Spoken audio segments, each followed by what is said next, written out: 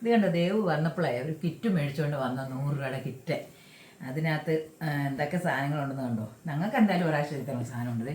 ക്യാരറ്റാണ് ഏറ്റവും കൂടുതൽ. കണ്ടോ, 1 കിലോ ക്യാരറ്റ് ഉണ്ടെന്ന് വിശ്വസിക്കുക 100 രൂപയുടെ കിറ്റാണല്ലേ. പിന്നെ അതെ 2 വഴുതനങ്ങ, 1 തക്കാളി, 2 മാങ്ങ, പച്ചമുളക്, വെണ്ടയ്ക്ക, അതേ നമ്മുടെ ചീമച്ചേമ്പ്. ഇതിന് അവിടെ നിങ്ങളുടെയൊക്കെ എന്നാ പറയുന്നത് അറിയത്തില്ല. പിന്നെ ഞങ്ങളിവിടെ ചീമച്ചേമ്പ പറയുന്നത്.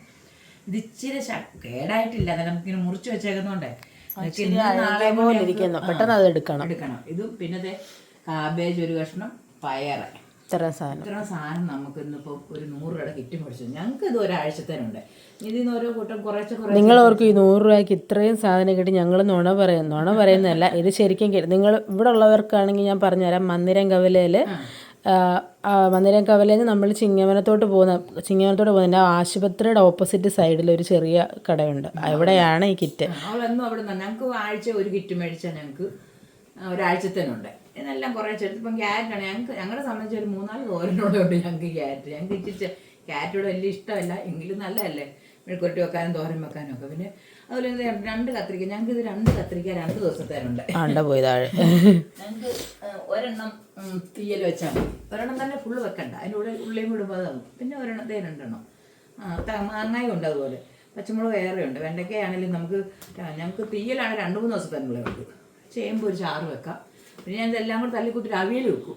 അതെ, സാമ്പാറോ അവിയലോ ഒക്കെ വെക്കും. എല്ലാത്തിനും ഉള്ളതുണ്ട്. ഇതിനൂടെ നമ്മൾ തന്നെ സാമ്പാറിനുള്ളതിനൂടെ നമുക്കൊരു കിഴങ്ങും സവോളയും മാത്രം നമ്മൾ മേടിച്ചതിന് എടുത്താൽ മതി.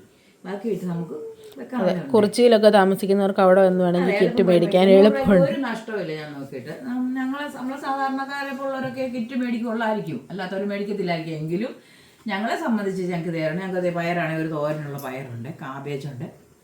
എല്ലാം കൂടെ 100 രൂപയ്ക്കേ ഉള്ളൂ. ഇന്നലെ മേടിച്ചോണ്ട് വന്നു. അത് ഇന്ന് രാവിലത്തെ ഞങ്ങൾക്ക് എടുക്കാനായിട്ടുള്ളതും കൂടെ ആക്കി ഞങ്ങൾ റെഡിയാക്കും ഞങ്ങളെല്ലാം.